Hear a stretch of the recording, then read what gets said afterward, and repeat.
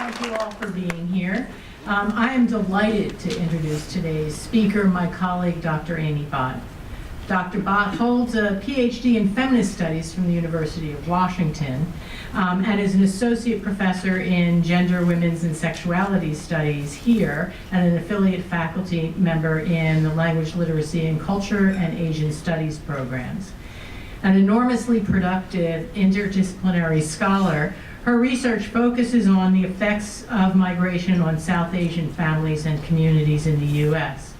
Her first book, completed while she was a graduate student, I might note, used archival records and oral history to reconstruct the history and experiences of South Asian migrants in the Pacific Northwest during from the early 20th century to the present. This engaging and beautifully written account fills an important gap in migration scholarship, which has tended to focus on East Asian immigrants to the Pacific coast.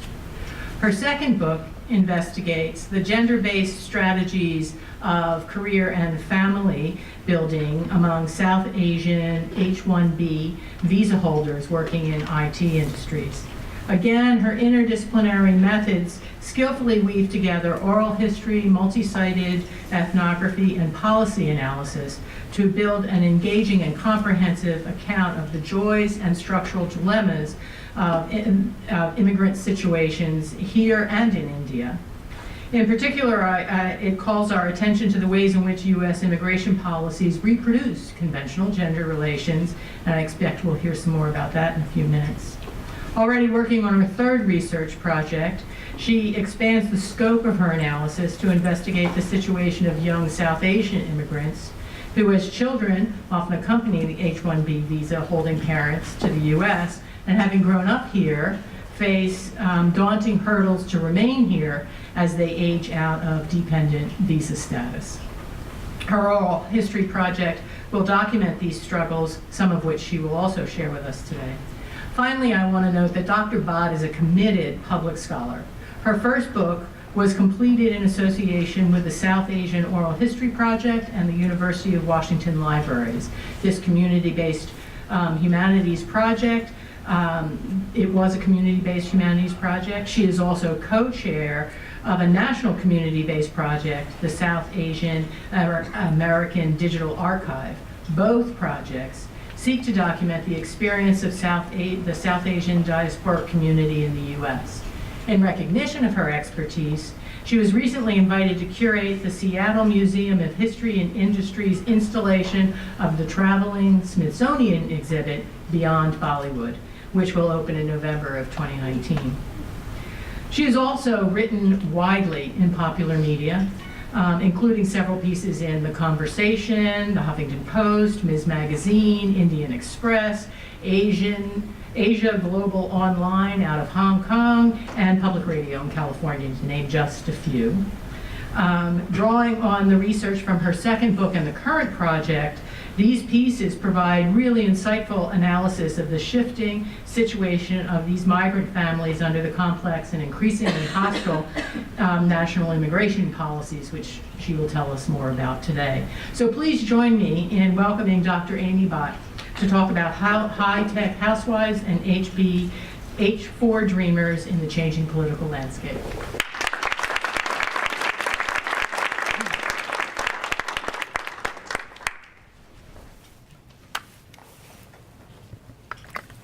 Thank you all very much for coming out today, and thank you to Carol and Jessica for those wonderful introductions. I'm so pleased to be presenting today as part of the Drescher Center's Humanities Forum. And here at UMBC, I have been on sabbatical this semester and presenting on this book in many other places. So to be doing it here is actually particularly special to me. So I appreciate all of you coming out today. I'd also like to thank Courtney Hobson for all of her work in organizing and promoting the event. I must say there's nothing more exciting than hearing Matt Taka say your name on the radio. So I appreciate, the campaign to think, create, and engage that I, got to hear on YPR. So I was happy about that. Thank you very much.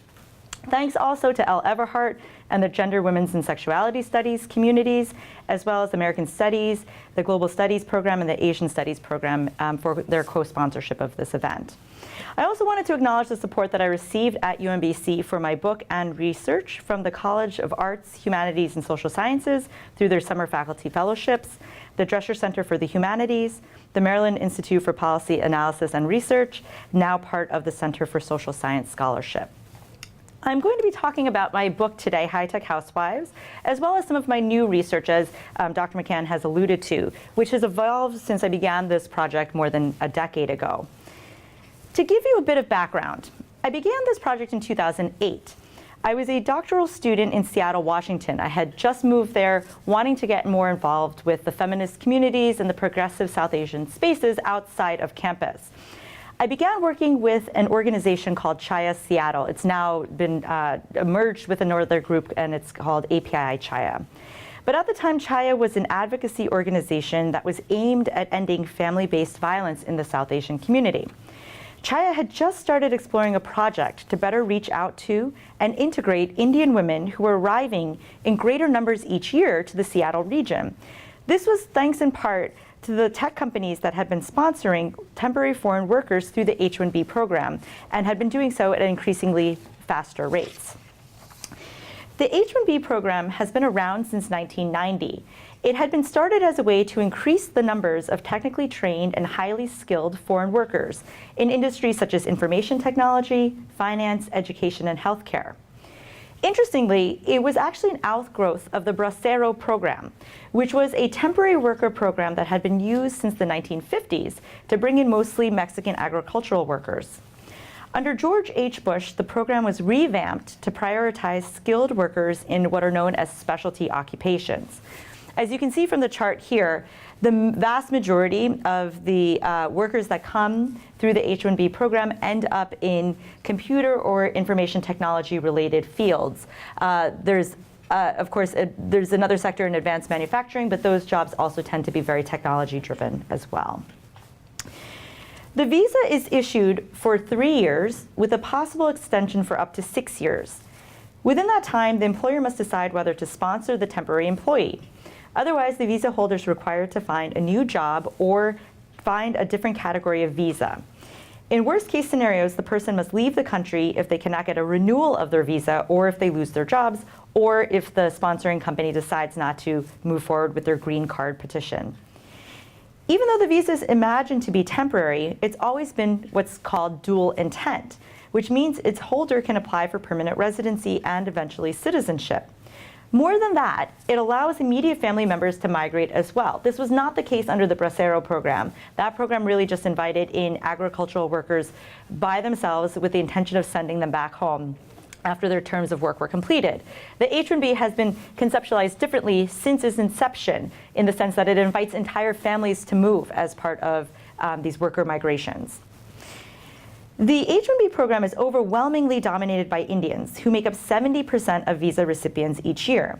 And today, Indians are the second fastest growing immigrant group in the United States, thanks in part to this program. Not only is the visa program mostly Indian, it's also mostly male. Even though 85% of H-1B visa holders are men, the program has brought in large numbers of women as spouses who come on H-4 family reunification visas, and of course as workers themselves, though in much smaller numbers. Some of these women had come to the attention of Chaya's staff as they faced isolation, or in worst cases, violence in their home lives. Many were stuck in remote suburbs and often absent from community institutions in that area. As dependent spouses, they were unable to work, obtain a social security number, or in some places even a driver's license or a library card without their spouse having the primary application for those things. Some of those restrictions eased under President Obama, who granted work authorization to some spouses, but those rights are being threatened under the current administration today, and I'll talk more about that as we move ahead. So I began volunteering on a small project that was aimed at reaching out to these women, and that's what ultimately brought me into contact with many of the participants of this study, and also to other questions that became the basis of this book. While the issue of H-4 vulnerability was still my foremost concern, I grew interested in other questions as well. First, how do temporary migrants adapt to the precariousness that's created by state and industry desires to maintain an easily expandable and retractable flow of labor. As geographer of neoliberalism David Harvey has argued, corporate-state alliances that are motivated by profit, just-in-time production, and efficiency over the rights of labor or the needs of human capital have become ordinary, if not expected, in our contemporary world. Moreover, the logic of neoliberalism, or for folks who are not familiar with the term, the valuation of free markets, open economies, and individualism is equivocated with economic and social progress and seen as the best way to organize business and social practices other forms. Indian technology transmigrants in particular have been valorized as ideal subjects of neoliberalism because of their willingness to move around the world for work.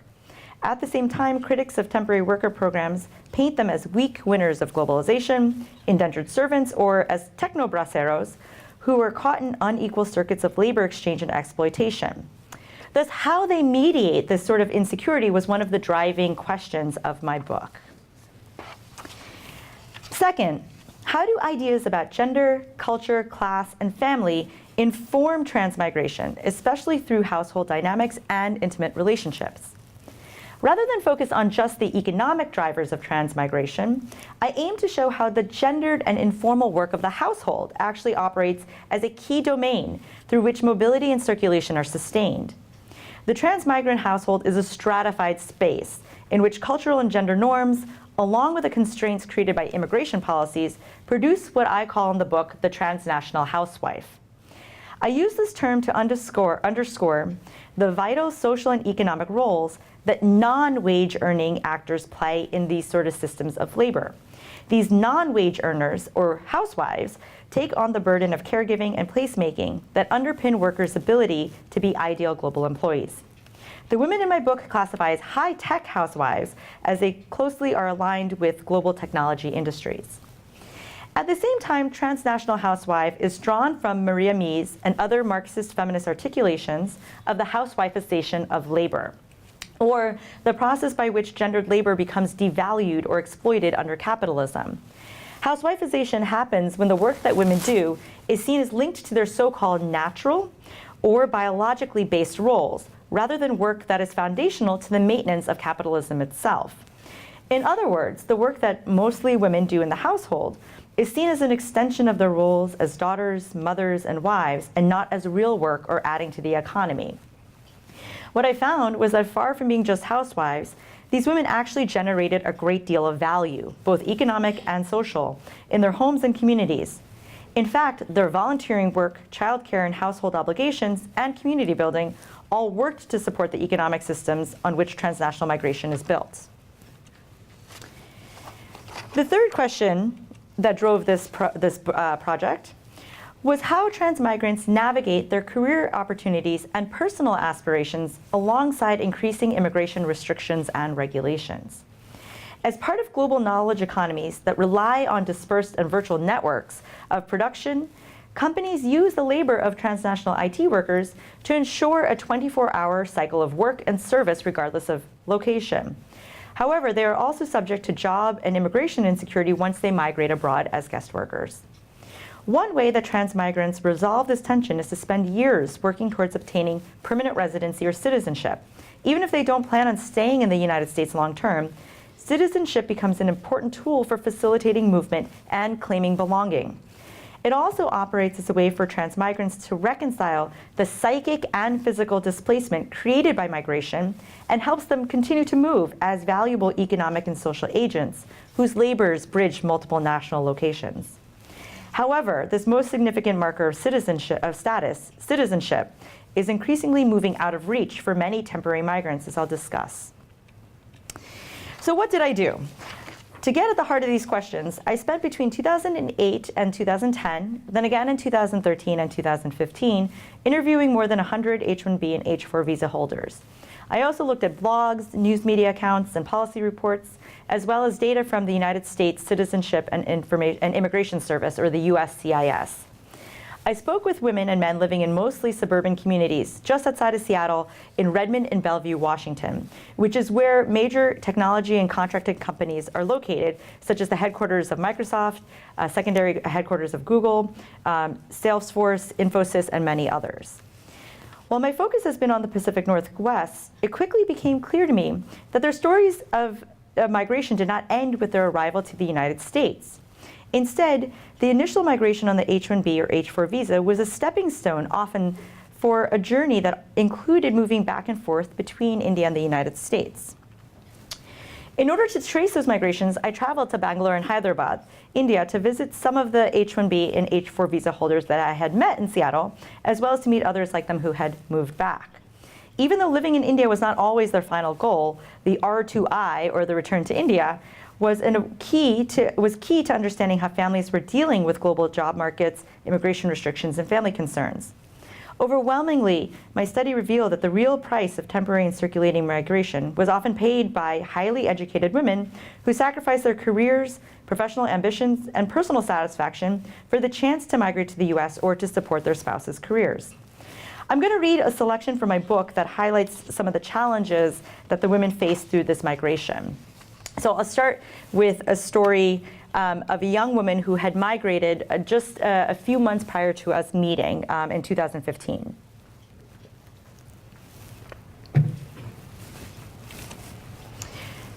Sitting in an apartment located about 2 miles from the Microsoft campus in Redmond, Washington, Mani spends most of her day waiting for her husband to return from work. Tucked into a dead-end development, the apartment complex is close enough to the main thoroughfare that you can hear cars passing by. Along the little pedestrian space that edges the road, young women and elderly Indian and Chinese couples crowd the narrow sidewalks. Some wait in shelters for infrequent suburban buses to arrive, while others walk a mile or more to nearby shopping centers. Inside the complex, each of the units has a door that faces the parking lot, while interior windows look onto what is called the garden view, which is mostly a small patch of green lawn edged by concrete curbs. The apartment company claims luxury amenities and spacious quarters, but in reality, the apartments are squat, grim little spaces. I entered the dark, narrow hallway leading the way into a small living room that was hardly big enough for the couch, coffee table, and an oversized TV and computer monitor. Mani spent most of the day puttering around this space. The apartment was basic, but she had made efforts to cheer it up. A bouquet of plastic flowers sat in a vase in the window. A corner of the dining room had been converted to a small Hindu shrine with idols, colorful pictures of deities, and incense. It was clear that Mani, who came to the US in early 2015 as a young bride, was eager for the company of a guest in the middle of an otherwise listless July afternoon. She was 21 years old when we met and had been married for 8 months. Mani recently had completed an engineering degree from an Indian regional university, but she had never had the chance to work after graduation. She came from a strict Tamil Brahmin family who felt that arranging her marriage was more important than her work experience, so they quickly found a match within their community networks for her. She was a quintessential example of an engineer bride whose education credentials made her desirable on the marriage market. Mani did not anticipate moving to the US so soon after finishing her degree. She had hoped to work in India, but the groom her parents had selected was based in Seattle. He had been working on an H-1B at Microsoft for a couple of years and wanted her to join him immediately after getting married. Though she was hesitant to get married so young, she was hopeful that because her new husband was living abroad, she would have the opportunity to start working after she joined him. She worried if she stayed in India, she'd be expected to stay at home instead of working on her own terms.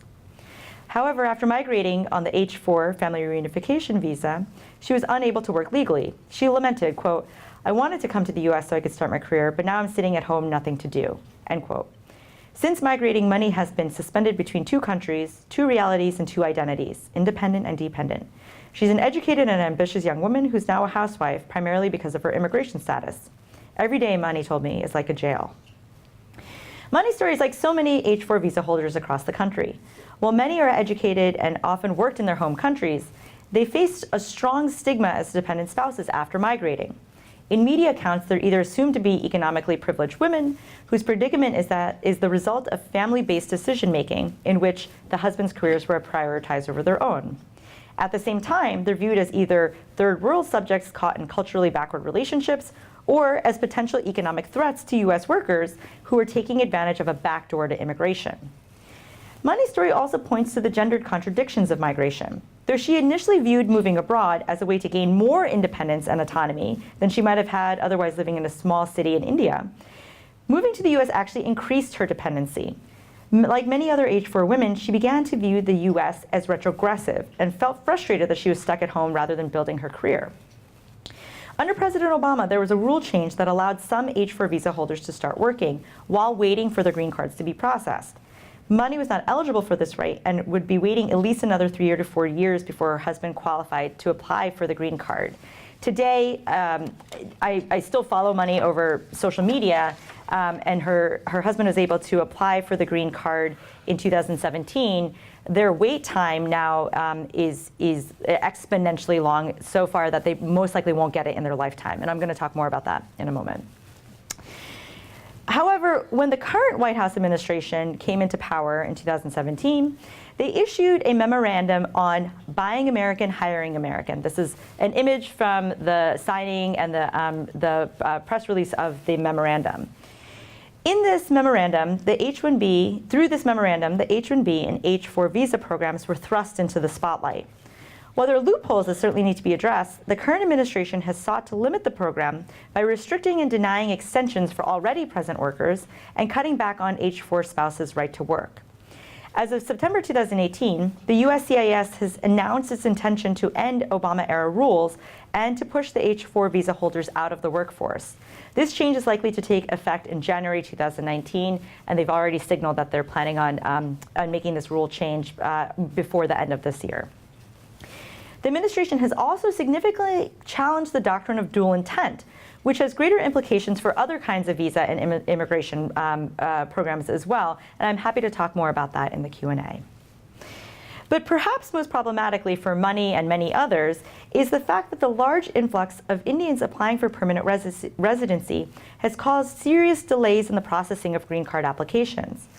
Even though the U.S. does not put limits on who can come from a particular country, we do have caps in place for how many green cards are issued to people from specific countries and specific categories. For instance, no more than 7% of employment-based green cards can go to applicants from any one country, say India or China. As a result, there can be a lag of more than a decade between when an applicant is approved for a green card and when they actually get it. Some experts estimate that the backlog is so bad that people applying for green cards from India today will have to wait more than 150 years to get one. So that means that even though a petitioner may be in the process for a green card, their temporary visas may not be renewed in that time frame, and they and their families could face deportation within 60 days if that is the case. As a result, H-1B workers and their families have begun to organize to address immigration reform. In my new research, I've been examining how such activism is growing in South Asian American communities and the sorts of strange bedfellows that is creating as well. Both the H-1B program and comprehensive immigration reform efforts, including on behalf of other types of immigrants, including undocumented immigrants and DACA recipients, are emerging as heated terrains for South Asian American activists. I turn now to the events of February 2018 here in Washington, D.C., or down the road in Washington, D.C., where nearly 1,000 Indian high-skilled workers rallied on the White House lawn. Demonstrators came out to support the current White House administration's desire for a so-called merit-based system, which would, among other things, severely curtail family-based reunification to end what has been increasingly talked about as chain migration.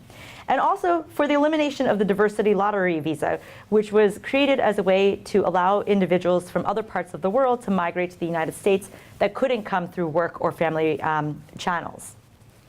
I want to also underscore that family reunification is the largest stream of immigration in the United States. Between 68 and 70% of all immigrants come to the United States through a family-based form of sponsorship. The organizers of this rally included the Republican Hindu Coalition, Immigration Voice, and Skilled Immigrants in America, all of which are Indian-dominated advocacy groups. Calling for relief from the massive green card processing backlog, advocates also pleaded for an end to country-based green card quotas and a solution for what they called H-4 dreamers, who are the children of temporary workers who will be aging out of their dependent visas after turning 21 years old. Some of these youth have applied for foreign student visas even though they've been living in the United States for large portions of their lives, and they've already been going to school here. But others are forced to leave the country after they, quote-unquote, age out of the visa or after they finish studying. Even if they can get a student visa and apply for and successfully get an H-1B visa after graduation, they're now pushed to the end of the line when applying for green cards. So they would be part of that category of applicants that would be waiting 100 years or more to get a green card. Advocates estimate that there are about 200,000 H-4 visa holders in this position. Almost all of these are from India. Among the proposals suggested by speakers at the rally was an increase in the fees paid by H-1B visa holders that would be used to fund the expansion and maintenance of the US-Mexico border wall. The practice of using H-1B fees to pay for border security has already been going on for more than a decade, but more recently it's been oriented towards paying specifically for the border wall between the United States and Mexico. Brandishing signs and chanting "No DACA" without DACA, or deferred action for legal childhood arrivals, this growing group of South Asian voices has become an increasingly loud presence in contemporary immigration debates. To give you a sense of some of the problems that H-4 dreamers face, I turn to the interviews that I've done as part of this new research so far. I start with the story of Danica, who is a H-4 recipient living in Richmond, Virginia. She's a junior at a public university in Virginia and will age out of her visa in 1 year's time. I did this interview over the summer, so she's probably got about 8 months left. Her story was included in a website created by SIA, the Skilled Immigrants in America. I couldn't get a clean screenshot of her story, but you can see what the website looks like. It's a letter writing campaign intended to put a human face on these individual stories. So many of the stories are either handwritten or typed and include a photograph of the individual that's telling their story. So I'm going to read a little bit from the letter that she included as part of this campaign. My mother is a primary applicant on the H-1B and I'm on the H-4. Our priority date is 2013.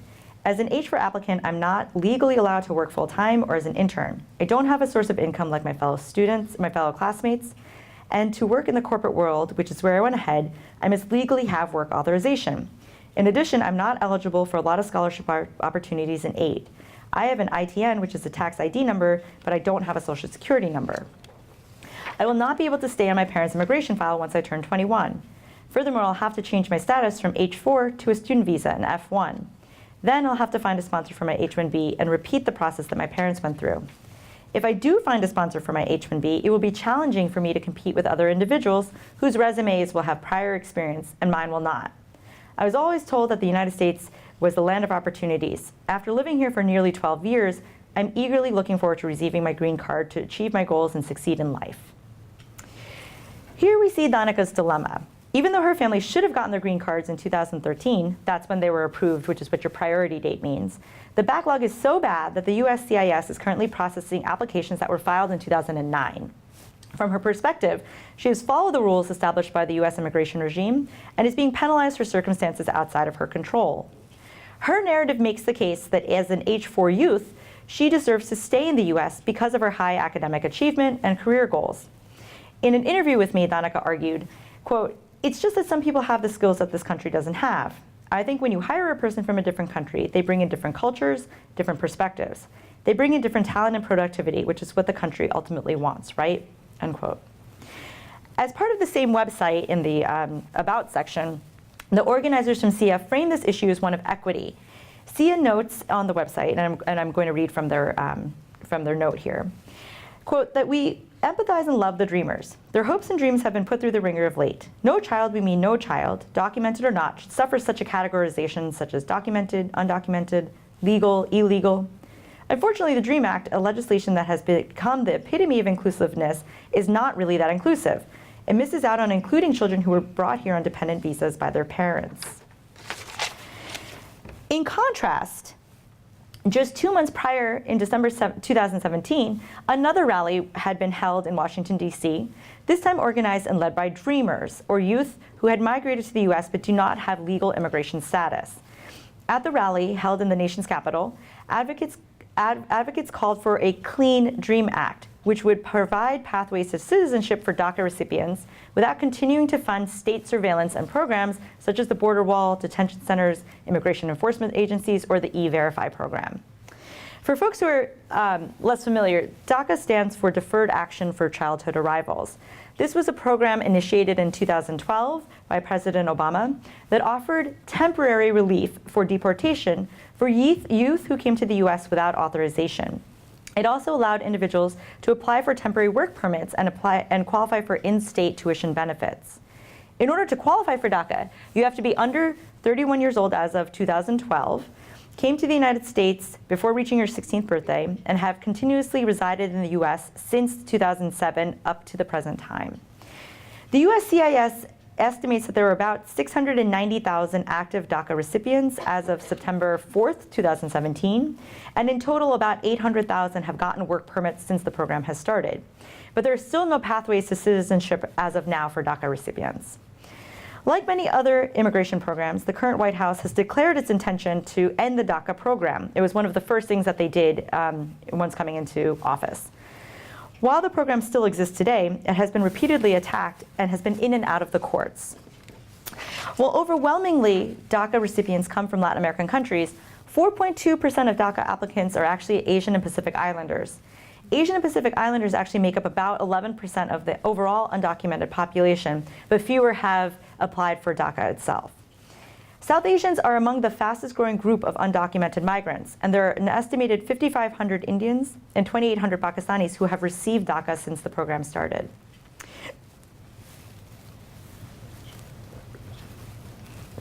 I wanted to contrast the H-4 Dreamer story with a similar project led by the Maryland-based national advocacy group South Asian Americans Leading Together, or SALT. And I'm going to share a story also that is actually not included in the SALT archive, although I wanted to just give you a sense of how similar it is actually to the SIA campaign as well, in terms of using first-person narratives and images as a way of creating empathy with the subjects of the stories. And just as a side note, actually, the story that's here under Pratishtha Khanna is actually a student who attended UMBC. So this is also something that was very intimate and very much a story that's happening here at our own campus.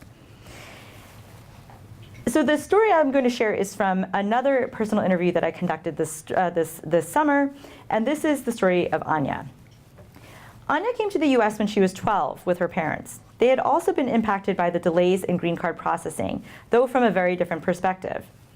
Anya's maternal aunt had sponsored her family, and they were in line to get their green card when they applied for and had received a 6-month visitor visa to come to the US. The family decided to take their chances and come, hoping that they would get the green card in the period of time that the visa was still valid. They enrolled Anya and her younger brother in school, anticipating that the green card would be processed by the time that they were settled. Anya and her brother lived with her aunt and uncle in North Carolina, while her parents began working for other family members and moving around the country. They spent the next 4 years moving state to state, working mostly at Indian-owned Dunkin' Donuts and other convenience stores while they waited for their green cards. When Anya was in high school, her parents returned and the family moved to Maryland. It was at that point that Anya found out that her parents had actually overstayed their visitor visa and the family had not gotten their green cards. They had gone through all of the security screenings, including having voluntarily gone through DNA testing to prove that they were blood relatives of her aunt. And they were cleared for permanent residency, but were still waiting for USCIS to process their application. Anya became aware of her status just as she was applying for college in the Maryland state system and wanted to qualify for in-state tuition. She notes, quote, "I was a brilliant student and I had great plans about college, but when I began applying, I needed all sorts of paperwork. I went back to my parents and they broke the news of my status. I felt as though my world had changed in an instant," end quote. At that point, she applied for DACA after turning 18, and since then she has applied for her older and younger brothers. She pushed her university to recognize her DACA status, and she did qualify for in-state tuition, and ultimately graduated and began applying to graduate school just as the Trump administration rescinded DACA protections. Instead of joining the pharmacology school that she had been accepted to, she's currently working at her family-owned convenience store in Kentucky. "My DACA expires in September, and I have no idea what happens after that. If my status is declared as illegal, I don't know where I go, as I've only known the US as my home." These two stories represent two poles in the national immigration debate. On one hand, H-1B skilled workers and their families are arguing that their education, status, skills, and legal standing should elevate their claim to belonging in the US. On the other side, DACA recipients are just as integrated into every facet of American economic and social life, but without an authorized claim to status. How each category of migrant is being conceptualized speaks to new and existing fractures within the South Asian community. As skilled immigrant groups close in on single-issue advocacy, progressive South Asian groups have pushed for more comprehensive reform. For instance, SALT is currently working in coalition with national organizations to fight against the public charge rule. For folks who may have been hearing a little bit about this, this was a rule that was just issued in October that would place immigrants who use public benefits under greater scrutiny and even serve as grounds for denying immigration visas, green card applications, or citizenship. Nearly 61% of non-citizen Bangladeshi American families receive public benefits, including TANF, which is a food assistance, a child and family assistance program, Social Security insurance, SNAP, which is the Supplemental Nutrition Assistance Program, Medicaid, or CHIP, the Child Health Insurance Program. 48% of non-citizen Pakistani families and 11% of non-citizen Indian families also receive these public benefits. When I say non-citizen, I don't mean undocumented, I mean just people who have not become citizens. The proposed rule would flag all immigrant households of 4 earning less than $63,000 for negative scrutiny as part of the public charge test. In other words, you could lose the chance to become a legal resident by using public services or if your family doesn't make enough money. This is causing real problems. People are not enrolling in health insurance programs, going through prenatal care, or even going to food banks for fear of being flagged as their immigration applications are pending. Just for folks who are also interested in this, this is currently open for public comments, which means that the public has the ability to let your voice be heard on what you think about this. That public comment period ends on December 10th. I'm happy to share more information about that for folks who are interested in that as well. Both of these cases that I've profiled here today are reflective of the problems in the US immigration system. The breakdown of family reunification, backlogs created by per-country quotas, and the notion that children should be held accountable for their parents' migration decisions. No doubt, dreams are being deferred on both sides. And yet, there's an active rejection of the commonalities between these cases by those who seek the prioritization of one issue over another. This is coming at a moment when the Trump administration itself is clear about its motivations: deport or get as many immigrants to self-deport as possible to clear the way for a nativist agenda in the US. I end by considering this last image. In April of this year, a group called, quote, a group called Progressives for Immigration Reform plastered the BART subway stations in the Silicon Valley area, in the San Francisco and Bay Area, with these posters that read, US tech workers, your companies think you're expensive, undeserving, and expendable. Congress fixed the H-1B law so companies must seek and hire US workers. As we begin to examine the personal stories and experiences of precarious immigrants, as well as the backlash against all forms of immigrants, the line between the two categories is a thin and porous one. We see links that go well beyond who is considered to be legal or not. These debates reflect both historic divisions as well as new anxieties about the conditions of belonging in the US. They also reveal the limits of a politics based on national identity alone and urge us to think more comprehensively about immigration solutions that help us question who is authorized and who is not. Thank you.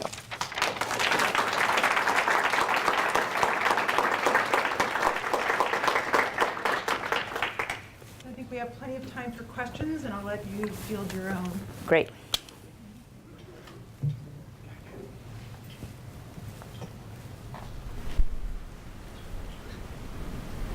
Go ahead. So I was just wondering if you could talk a little bit more. I mean, I had a little opportunity to read parts of your book when it was still in manuscript form.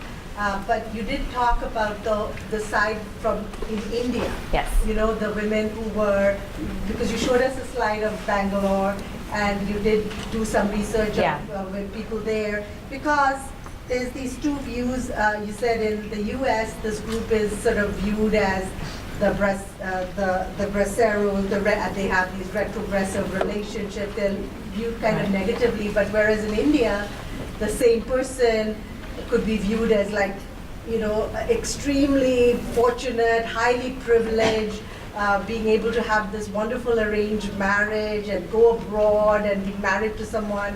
You know, it's like everybody's aspirations. Yeah. So it's a weird kind of situation also in that sense, right? So if you can speak a little bit about that kind of dichotomy that they're caught up in, because on one hand, it's like complaining about something that other people would feel that you were so fortunate to have, whereas the lady who you mentioned, she said that she feels like she's in a jail or something, which is very, I could identify with that feeling of being trapped in a small place in a foreign country. Thank you, Pramila. That's a great question. And I didn't get a chance to talk much about the India portions of my work, so I appreciate the question. The work that I did in India was very interesting because, as Pramila is pointing out, and I'll just show you the image again of the community. This is one of the communities that I had gone to. It was a private community in a gated area in a very sort of newly developed and newly developing area of Bangalore, which is close to where many of the technology companies are housed. And they're also very nice communities. You can see this here, that this particular one had these kind of bungalow-style houses. There's definitely a lot of class stratification within the H1B program and the people who are coming to work here. The folks that were able to go back and sort of afford this sort of lifestyle often were people that had gone back because their wives had gotten so frustrated with living in the US, but were either economically stable enough or they had citizenship so that if they wanted to come back to the US, they could. But oftentimes it was the women that were driving that desire to return back to India. And in fact, for many of the men who continued to work in the same fields of technology, they found it very, very difficult to keep working because the culture of work was so different there. But for the women, they were able to either start working themselves because they could afford to pay for the sort of domestic labor that they had been doing at home. So they could pay for a nanny, they would have somebody come and help cook or clean the house. So that actually opened up their time in a way that they weren't able to experience in the United States. What was interesting about this, though, the return, and thank you to social media and doing ethnography in the digital age, what has been interesting is many of the folks that did go back actually found that it was too challenging, or they had changed so much that they had decided to or have been trying to come back to the US. So they didn't really feel like they fit in either location anymore and were in fact rather willing to try and come back to the US so that their kids could go to school here, or at least they could continue to work in the environment where they had previously been. But the kind of that feeling of displacement is partly why I was interested in what happens when people go back, because people talked a lot about feeling very displaced here, and that they didn't really belong, that they weren't really enmeshed in the communities here. But on returning, what was interesting was the ways in which that continued, right? That they didn't really feel like they belonged there, or the communities that they formed were often also with other people who had experienced life abroad and then had come back as well. Yeah, Filipino. Can we go back to that slide of the Hindu Republicans? Yes. Yes. So, is that position typical of South Asian H-1B holders, that position on immigration? Is that what you have found? So this is where I'm very much exploring this space. And so what I'm finding increasingly is that there's single issue advocacy groups, and then there's what I'm calling the progressive spectrum groups.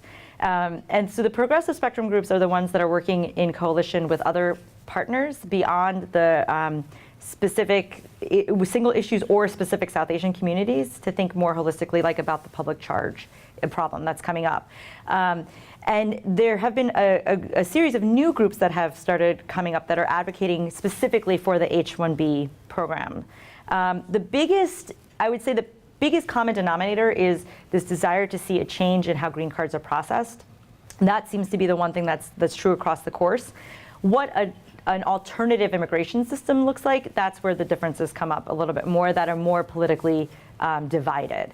So the Republican Hindu Coalition is one group that has actually advocated has advocated for reallocating family-based green cards towards high-skilled workers. Not all groups have made that same call.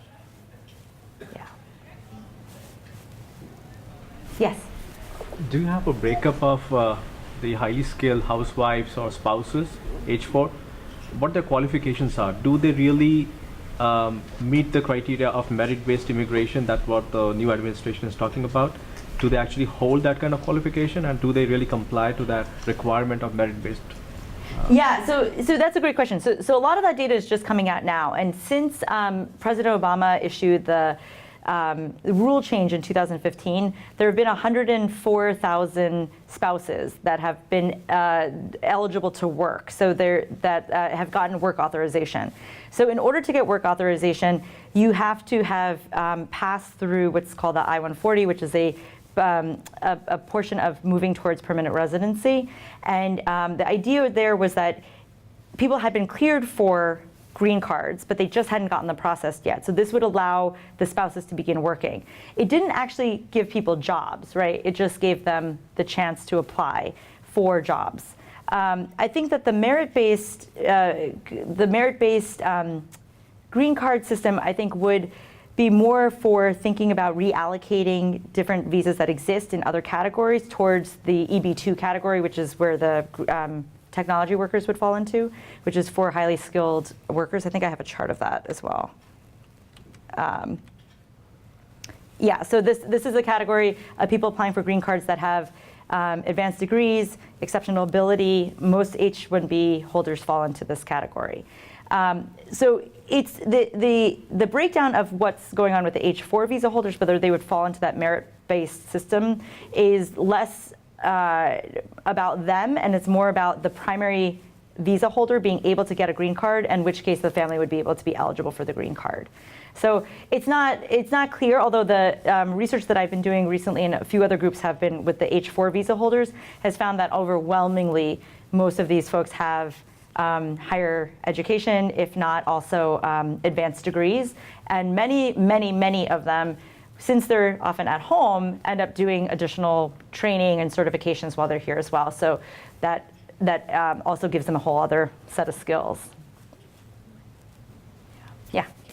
Some of these stories are just they're so devastating, and then you multiply them by the thousands, and it's overwhelming.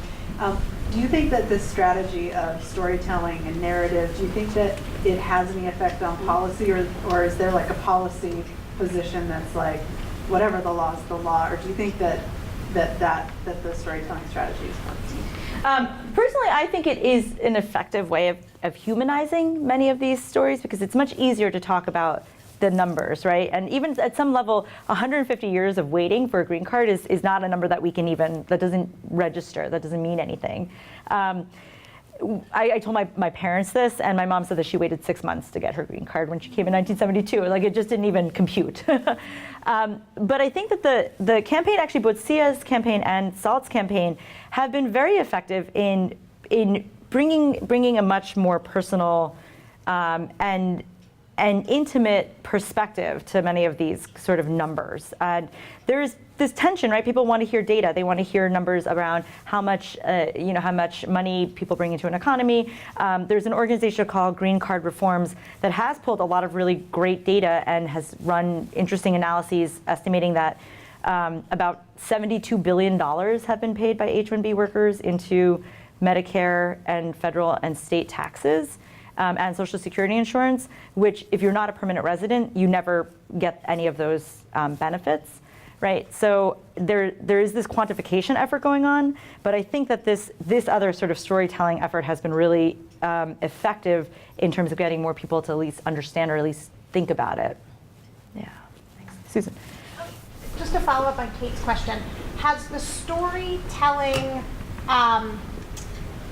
framework enabled the skilled immigrant workers in America to build coalitions with South Asian people who are telling their stories who do not have documented status? Because it's the same, right? You make the point that it's the same strategy. So is there any bridge building possible there?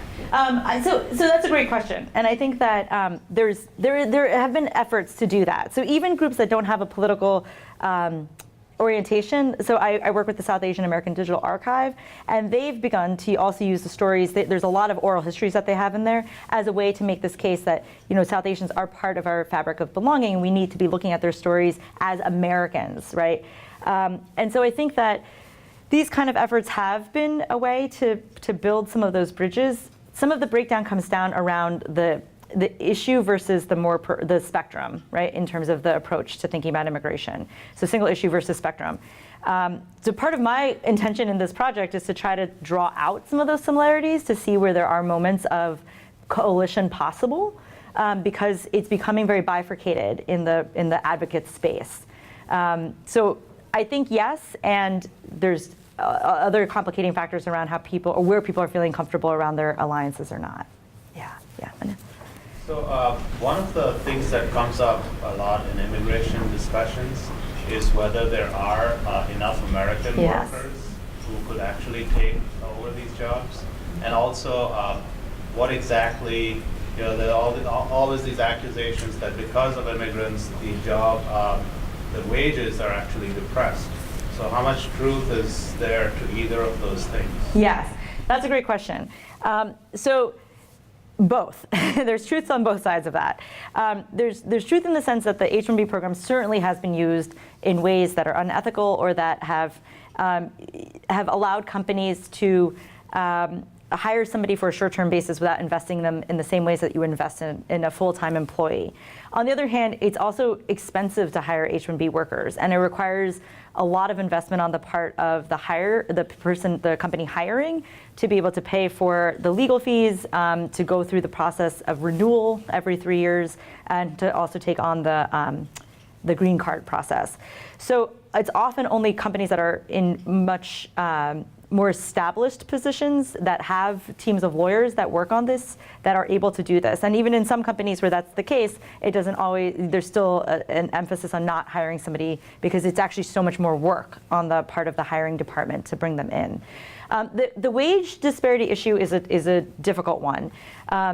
So again, the H-1B program has been used as a way to bring contractors in, which is different than people who are hired directly by companies. For the contractors, their situation is much more precarious. So one of the stories that I didn't include here was an interview that I did this summer with an older gentleman who actually had come to the US on an H-1B visa. He was working, he was a graphic designer and had been working with a small contracting company. And the contracting company didn't have another job lined up for him, so they put him on what's known as the bench. But they didn't tell him that his visa had expired. So he actually was waiting for the next assignment to come up, but they had not filed an extension on his behalf. So he became out of status, and he had his wife here, and his son, his older son, had already come to the US. So they became undocumented after that. And they're still undocumented. They ended up having a second son who has US citizenship, so they're a mixed status family. But that was actually somebody who came through the program. That's a different scenario than the folks that are being hired at Microsoft that have all of the sort of processing happening through a centralized legal team. And those are the jobs that tend to be paid better, but not often incommensurate with what an American employee would be paid. And in fact, if anything, they're costing the company slightly more. Yeah, I saw, Amelia, you had your hand up and then Michelle, yeah.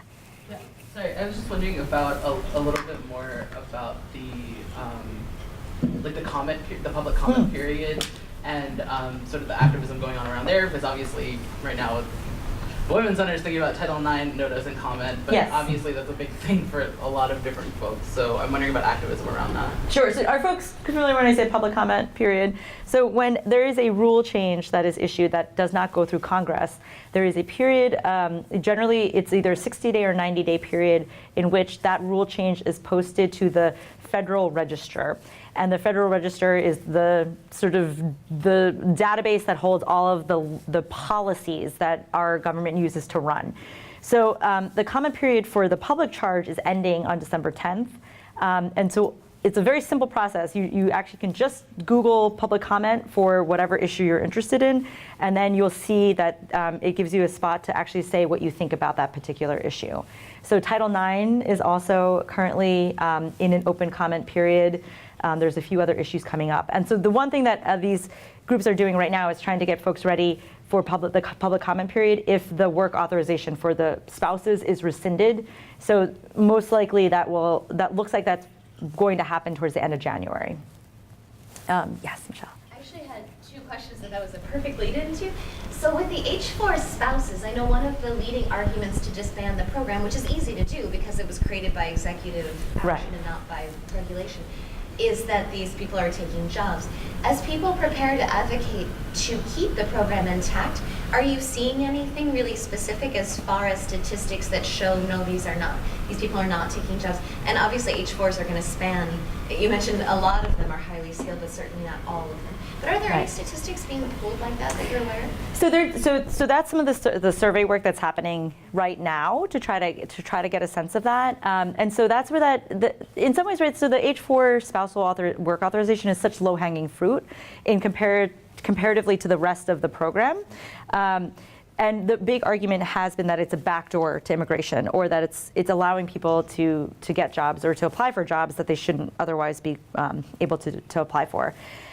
There isn't much in terms of like the actual breakdown, but we do know that there's about 100,000 people who have the ability to apply for jobs, but that does not mean that they're getting jobs, right? And it, in some ways, is actually easier to hire an H4 worker than an H1B visa holder, because you don't have to go through the lottery system.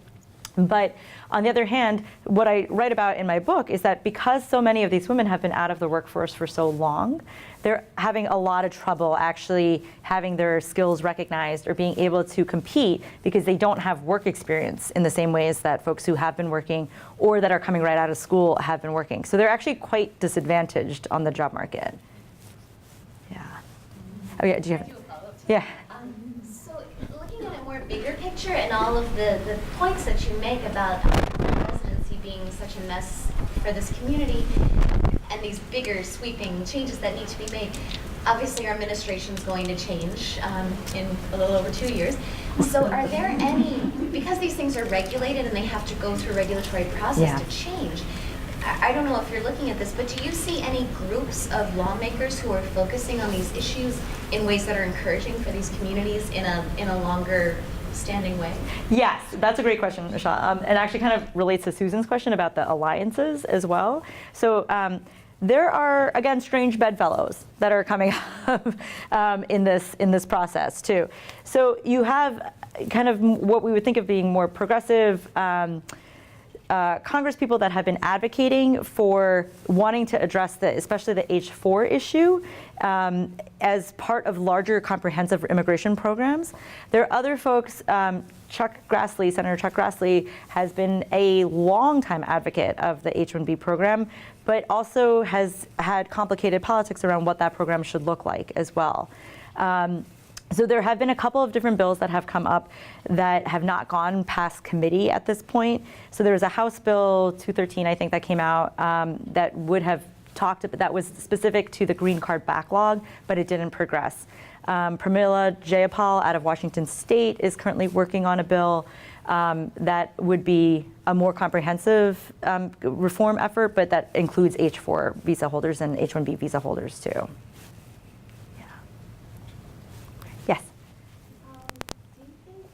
Trump administration uses like various divisive factors to target particular ethnic groups to like, promote their nationalist nativist platform? Yes, I do.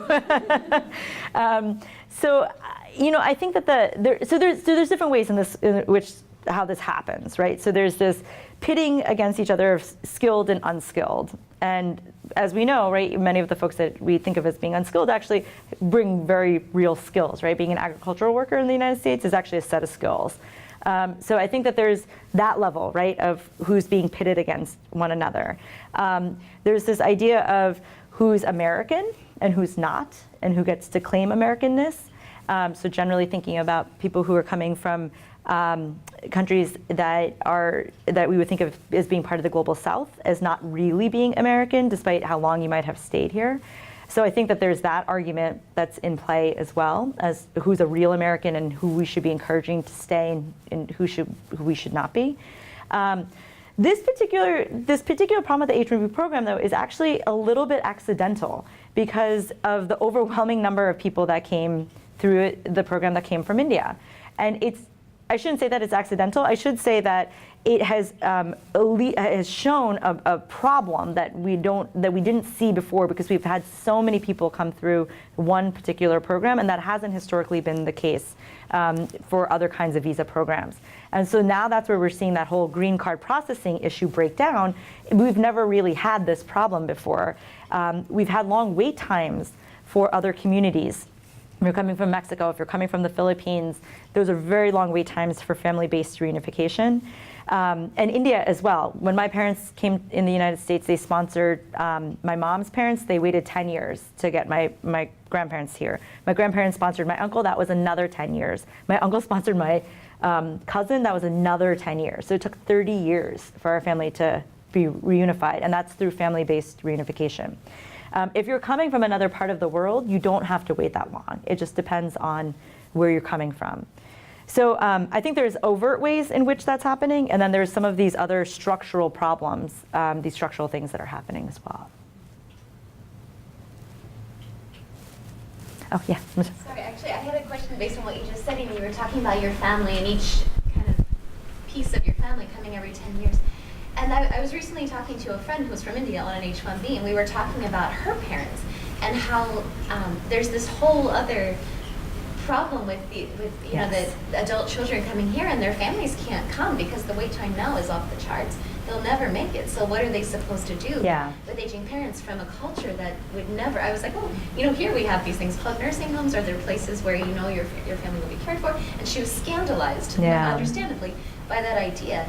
And so I wonder if, I know that's a little peripheral to what you're doing, but is that factored? No, and it's not that peripheral, actually, because that was one of the reasons, back to Praminda's point, about why people were going back to India, too, right? So it was women feeling frustrated here. It was the chance to maybe have this sort of nicer lifestyle in India than you could have here, because you could afford more. But it was also aging parents and not knowing what to do next, since people could bring their parents over for 6 months at a time on a visitor visa, but because they couldn't sponsor them in the ways that, honestly, the older Indian communities were able to sponsor these other kinds of family members, they're not able to do that in the same way. And so it's creating these other problems transnationally for how do you maintain families and how do you do this kind of caregiving work as well. And so many of the folks that did go back felt like, I need to go back because either maybe they're the oldest child or there's no other siblings. People in India have also been having smaller families as well, as the trend is in many places. So there's fewer options. That said, there are new communities, the retirement communities that are coming up, but that still is not the cultural norm. So if there aren't other questions, I want to thank you so much for a great Thank you very much.